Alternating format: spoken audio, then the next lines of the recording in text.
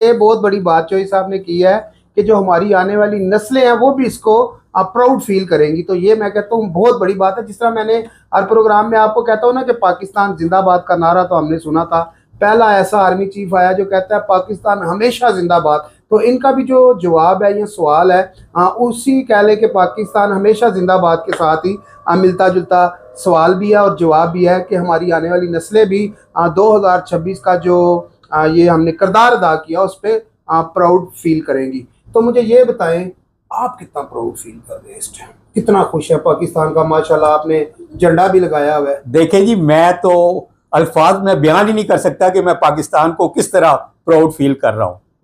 मैं यहाँ पे नहीं, बल्कि मैं सोचता हूँ कि पूरी दुनिया में जितने ओवरसीज पाकिस्तानी हैं वो मुझसे ज्यादा प्राउड फील करते हैं बीए पाकिस्तानी।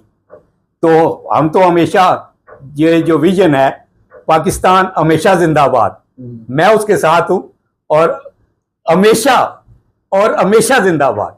अच्छा पाकिस्तान है तो हम यहाँ पर